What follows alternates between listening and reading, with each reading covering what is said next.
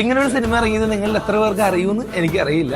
കാരണം വലിയ പ്രൊമോഷൻ ഹൈപ്പൊന്നും ഇല്ലാതെ വന്നൊരു സിനിമയാണ്. ഈ സിനിമയുടെ ഏറ്റവും വലിയ ഹൈപ്പ് എന്ന് പറഞ്ഞു കഴിഞ്ഞാൽ മൗത്ത് പബ്ലിസിറ്റിയാണ്. അങ്ങ് ആന്ധ്രയിലും തെലങ്കാനയിലൊക്കെ മഹേഷ് ബാബു സൂപ്പർ സ്റ്റാർ ചിത്രത്തെ മരത്തിയടിച്ചിട്ട് ഹിറ്റ് ആയിക്കൊണ്ടിരിക്കുന്ന ഒരു പടമാണ്. എല്ലായിടത്തും ഹൗസ്ഫുൾ ഷോസ് ആണ്. ആന്ധ്രയിലെയും തെലങ്കാനയിലൊക്കെ ഒരു സ്റ്റാറ്റസ് എടുത്ത് നോക്കുമ്പോൾ ഈ പടം ഭയങ്കര ഹൗസ്ഫുൾ ആണ്.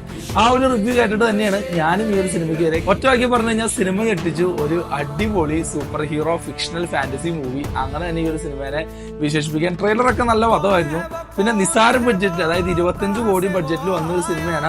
ആ ഒരു സിനിമ ഇപ്പൊ കമ്പയർ ചെയ്യുന്ന ആദിപുരുഷാണ്. 700 കോടി ബഡ്ജറ്റിൽ വന്ന ആദിപുരുഷായിട്ടാണ് സിനിമ കമ്പയർ ചെയ്യുന്നത്. സിനിമയുടെ പേര് ഹനുമാൻ എന്നാണ്. ഈ കഴിഞ്ഞ വെള്ളിയാഴ്ച പാൻ ഇന്ത്യൻ ലെവലിൽ റിലീസ് ചെയ്തിട്ടുള്ള ഒരു സിനിമയാണ്. ഞാനും ഈ ഒരു സിനിമ കണ്ടു. പേഴ്സണലി ഒരുപാട് ഇഷ്ടപ്പെട്ടു. ടെക്നിക്കലി ഒരു സൂപ്പർ, അതിനപ്പുറത്തേക്ക് ഒന്നും പറയാനില്ല. VFX ഒക്കെ ടോപ്പ് നോച്ചാണ്. അത്ര അടിപൊളിയായിട്ടാണ് വർക്ക് ചെയ്തിരിക്കുന്നത്. പിന്നെ കഥയിലേക്ക് കടന്നു വരികയാണെങ്കിൽ ആദ്യത്തെ ഒരു 20 മിനിറ്റ് അടിപൊളിയായിരുന്നു. പിന്നീട് കഥ ചുമ്മാ നമ്മൾ കണ്ട്